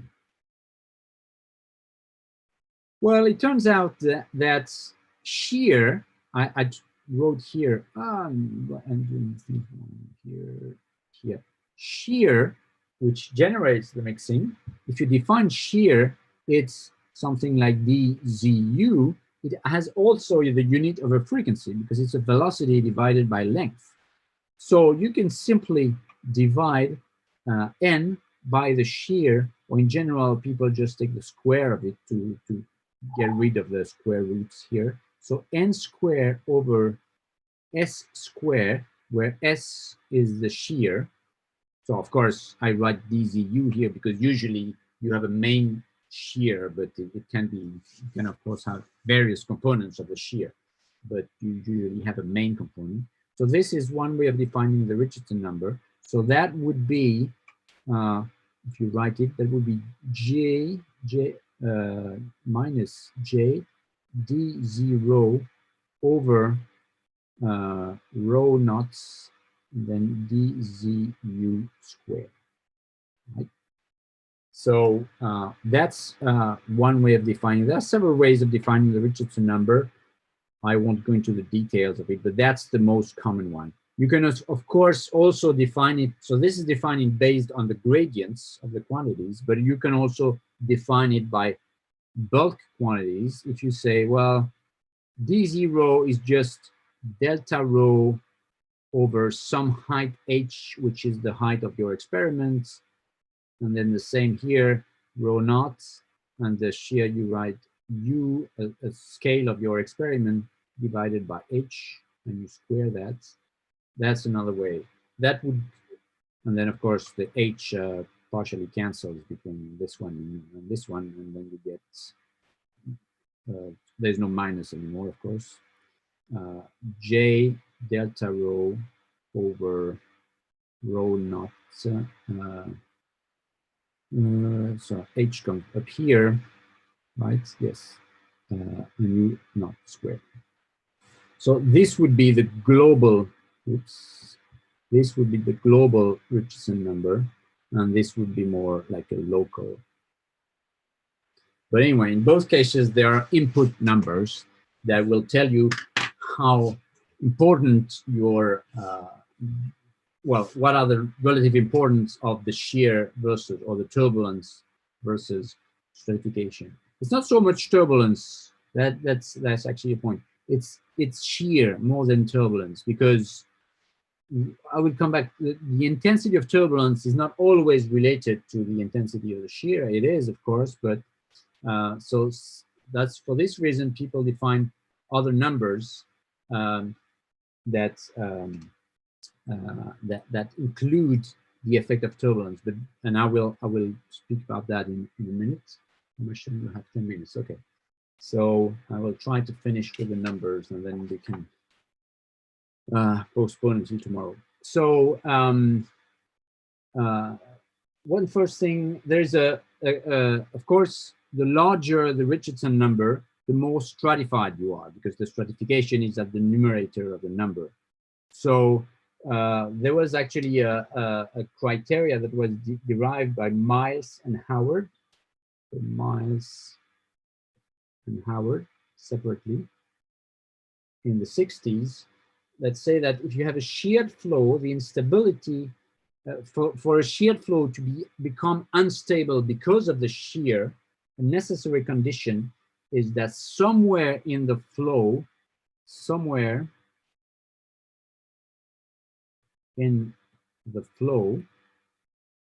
the Richardson number has to be smaller than 1/4. So that's just a theoretical argument that was given by Miles. So it's Ri of some place here in the flow where the instability can start. So, and it makes sense. The lower the Richardson number, the more you have shear and the less you have stratification. So it's easier for the flow to become unstable. Now, this parameter does not take into account the intensity of turbulence. A few times I said turbulence when I meant shear, and again, they are related, but shear is not a direct measurement of the intensity of turbulence. Of course, if you have more shear, you will probably have more turbulence, but sometimes you'd like to define another parameter that actually compares the intensity of turbulence to the things that oppose this turbulence. And you have two things that oppose turbulence. You have viscosity, and of course, this is the Reynolds number. If you just oppose the intensity of the flow and viscosity, then you get the Reynolds number. You all know about that. But stratification also opposes turbulence. And so you can try to derive a number, a non-dimensional number, based on these quantities. So you have the intensity of turbulence is actually defined by epsilon somehow. Again, that's a power, so it's a power per unit mass. So the unit is L2T minus 3. And then you have viscosity. And viscosity, although epsilon contains viscosity, but viscosity is really what happens at small scale, while epsilon is something that I won't go into details. That's a lot of things about turbulence, but epsilon is not related to viscosity, although the dissipation is related to viscosity. But the amount of epsilon that you have in a given flow is decided at scales where viscosity doesn't play a role. So you can consider epsilon and viscosity as two independent variables, so or parameters. So this is an L square T minus 1. And of course, you have again stratification, and the dimension is T minus 1. So if you want to produce a non-dimensional number, you have, as you know, you have two different units, 3 parameters. So you can construct one non-dimensional number with that. That's a result of the dimensional analysis. So this number would be, so if you take epsilon, you have an L2, you want to divide it by nu to get rid of the length. And this gives you T minus 2. So you want to divide it by n squared to get rid of the time. And this is a number that is called that is written to start with REB, and it's called the buoyancy Reynolds number. Buoyancy Reynolds number. So there's another question in the chat box. Yes, let me finish to this. We started about mixing from the perturbation equation. Here we define using mean quantities. Am I missing anything? So, so no, wait. We defined the mixing by these quantities here, the flux Richardson number or the mixing coefficient gamma. And these are related to of course, the quantities that are obtained by the evolution equation of the turbulent kinetic energy. Well, now, in a way, that's why I like the word input and output. This is an output quantity. You have a system that you can set up with some inputs, and then you run your system, and the result is an output, is a certain amount of mixing. So these quantities here are outputs, and they are related to the perturbation equations. But these quantities here are input, so it's not completely true with REB because it contains epsilon. So this one is a tricky one. But for instance, at least the Richardson number, this is an input quantity. So this one won't characterize the mixing. It will characterize the configuration of the flow. And of course, you expect the amount of mixing, so the flux Richardson number, to depend on this one. Okay, is that clearer?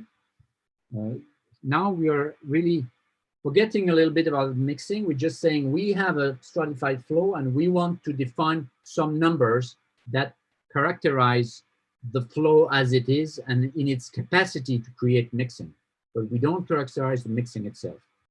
So the buoyancy Reynolds number, this one is a little tricky because it mixes small scale quantities, like, or at least turbulent quantities like epsilon, to quantities, large scale quantities like n. But I mean, it turned out to be, I mean, lots of studies have shown that it is an interesting parameter to use to characterize mixing. So, okay, so I will finish with the length scales. So length scales.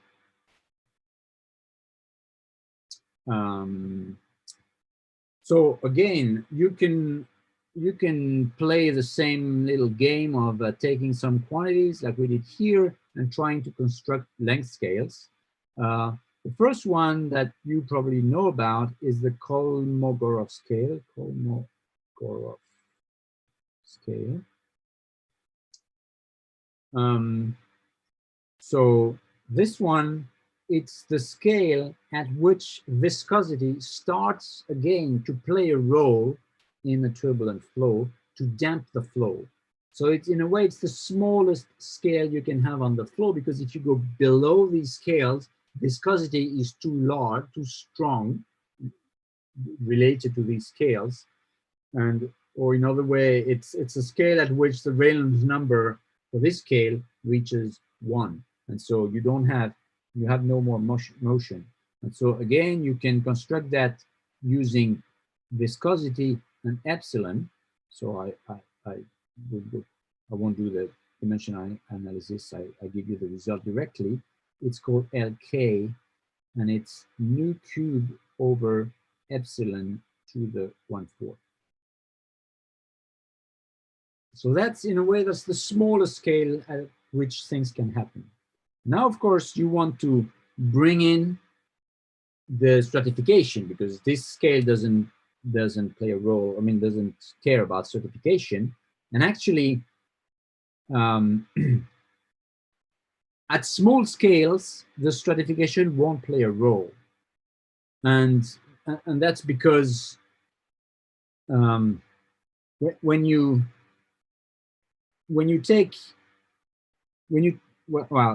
I shouldn't have said it like that, but when you have turbulence that will overturn some quantity, so you have an eddy of turbulence that will take a particle here and bring it here. This particle was lighter, so you actually have to act against stratification to do that.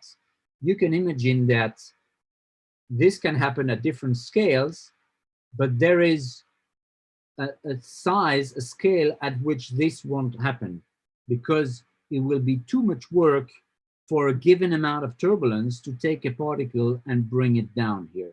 So at small scales, it can be done, but at large scale, it cannot be done. So when I said that turbulence doesn't play, no, stratification doesn't play a role at large scale, I was not expressing myself correctly, but I was saying that there is a scale above which turbulence won't be able to overturn things, and that would be the largest scale at which turbulence can overturn things, and this is called the Osmidov scale. And so again, this time you will define it using epsilon and n. And so dimensional analysis tells you that this will be epsilon over n cubed to the 1/2. And so in a way, the mixing takes place between these two scales.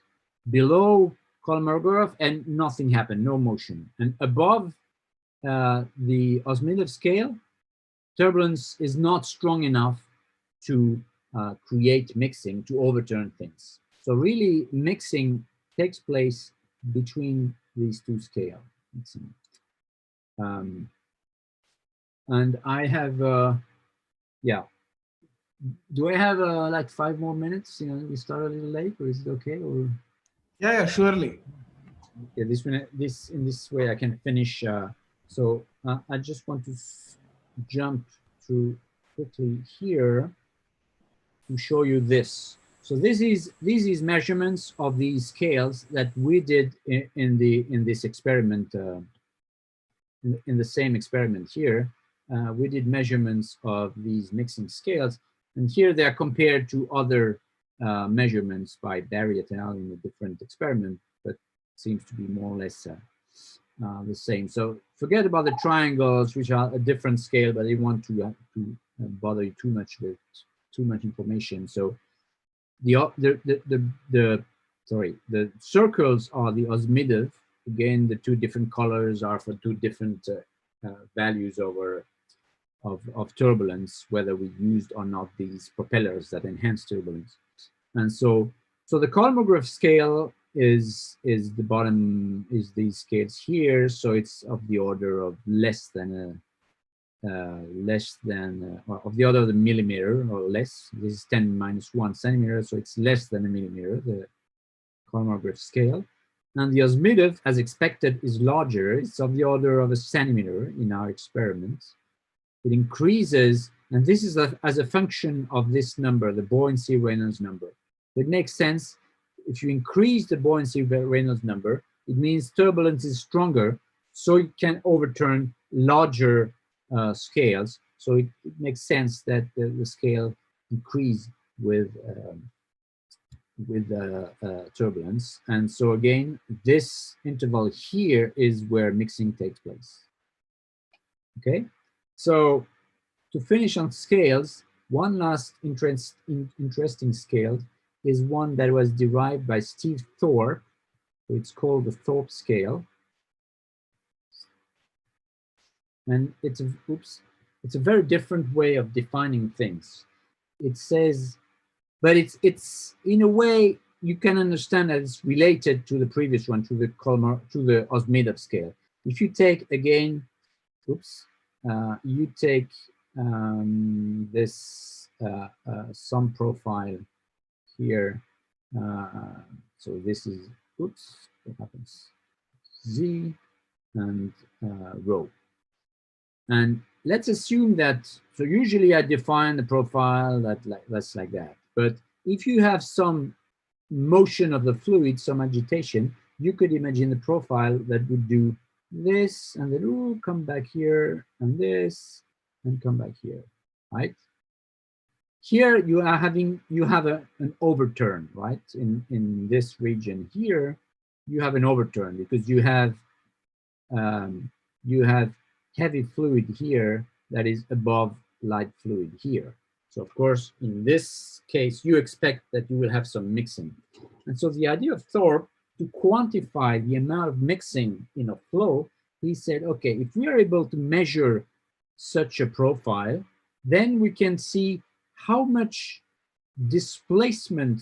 So this is a profile on a given column of fluid, right? You can do the same in all columns of fluid. How much displacement of the particles of fluid would it take to actually sort this this curve, this profile?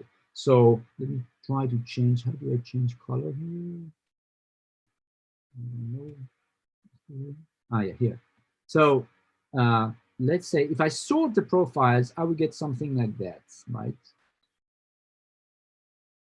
So in order to do that, what did I do? I had to take the particles that are here and bring them down, and some particles there and bring them up.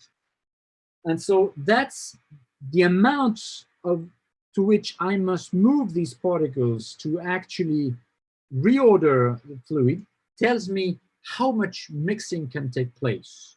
And so if I call, for each particle, I call, if I have n number of particles on my profile, and I call di the displacement I have to make to resort all these particles. Well, if I do now, if I measure, so of course the sum of the di is 0, because when you reorder, you just bring one here and bring one here. It has to come back to 0, because you're not removing particles from your column fluid, you're just interchanging them. So the sum of the di's is 0. So the sum of the di's won't give you an information.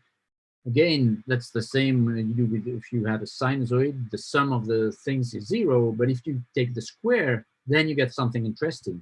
So if you do the sum of the di square, and of course you divide by n to get the number, if n is the number of particles, in a way you get the RMS value of the displacements of the particle. And this is what is called the Thorpe scale LT. So it's not defined by a formula like the previous ones. It's really defined by a process of resorting the particles in a columnar fluid. But you can understand that it plays a similar role to this Osmedov scale, because it tells you how much overturn can take place due to the particular motion of the fluid that you took a snapshot of when you drew this profile of the particles. And so here, to finish, I can show you. So we did a study in our experiments of this. So this is so that's a later paper in 2017. This one was 2014. So here is exactly what I drew. So this is the profile. Let me get the laser pointer here. So this is the profile, the blue one, and it's taken here. So that's an image of a fluid. We use, since we use LIF, you have the red color is the light fluid and blue is the heavy fluid, and you have these nice overturns here. These are Kelvin-Helmholtz instability type, where you have these overturns, and you take the profile along here. So this wiggle thing here corresponds to this region where you have an overturn. And then you reorder this fluid. So it means you take these red particles that are too heavy, you bring them up. Blue particles here, you bring them down. So you do exactly this. And this gives you, again, a scale at which you do these motions. And here are is the result. This is the measurement of the Thorpe scale as a function of the Richardson number. So the Richardson number, so I'm sorry, the previous plot was as a function of the buoyancy Reynolds number. This one is as a function of the Richardson. So it's just a different way of seeing things. You, of course, want dependence on both, but let's do things one by one. So the Thorpe scale is of the order of, at the lowest Richardson number, of the order of half a centimeter. So it's close to the values of the Osmedov scale that we had, which was also below a centimeter. So it makes sense. These two scales kind of correspond. And of course, if you increase the Richardson number, then your flow is is more and more stratified. And so your Thorpe scale goes to 0 until at some point it reaches 0. What does it mean that the Thorpe scale is 0? It means that your flow has no more possibility of overturn. Like if you take this specific example here, if I would do a profile here, I would get a 0 Thorpe scale because the flow is nicely ordered. I mean, there's no overturn. So if this happens everywhere, because of course, when I said that you do the RMS of these values, that gives you one scale here, but of course you have to make the average of the whole image here, or the whole bunch of images that you take. And the Thorpe scale is actually, the Thorpe scale of the flow is actually the average of all these different different vertical profiles. So if it goes to 0, it means you have no more overturns. And interestingly, it seems to go to 0 for a Richardson number pretty close to 0.25. And if you remember, I told you about the Miles-Howard criterion that says that beyond 25, you have no more instability. So in a way, the measurement of the Thorpe scale seems to agree with the Miles-Howard criterion here. Okay, so I think, yes, it's, yeah, we only passed by 10 minutes. So I think it's a good place to stop. We will continue tomorrow.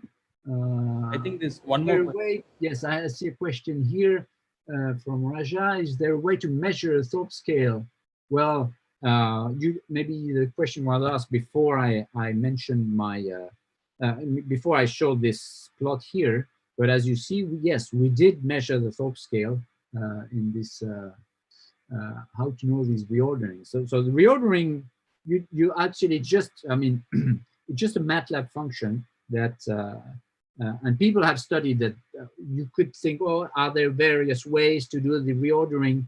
But in a way, there aren't. And there's a MATLAB function. So you give your profile to MATLAB and you tell MATLAB, please reorder the profile, and then you do the difference for each particle. Where was it before the reordering? Where is it now in terms of altitude? And that defines your displacement for this given particle. And you do that for all the particles. You square, you sum, and then you do the same for all the profiles, and you take the average of that. Any other question? So are there any other questions from others? There may be many ways to reorder mining entropy. Well, it has been, well, I think I answered this question too. They have shown that you can have many ways to reorder, but you get the same value of the Thorpe scale when you average. I hope, I'd be glad to have a feedback on, I hope my writing was readable, because I'm not very good at writing. My best writing is on the blackboard. Of course, here it's not a blackboard, it's a tablet, but I hope it was okay. Yeah, it was quite clear, Philip. Okay, thanks. Does anyone have other questions? Thank you, Raja, for your comments.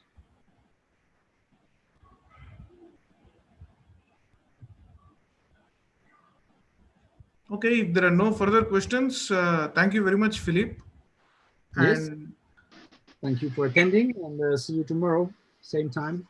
yeah, and if there are any further questions in between, please feel free to mail Philip or Anubhav or me. We will communicate it to Philip. The other half of the talk will include other slides. So before tonight, French time, I will post a second PDF, including all the slides, because I think it's better for you if you have the slides and you can write down on the slides some of my comments. So I will put again on the shared folder a PDF with the slides that I will use in tomorrow's talk. So you will have them tomorrow when you wake up. Yeah, that's perfect, Philip. Anubhav, is there anything to add? No, I think that's all. Okay. Thank you very much, Philip, and we will see you tomorrow again. Okay, bye. Sure. Bye. Bye-bye. Thank you.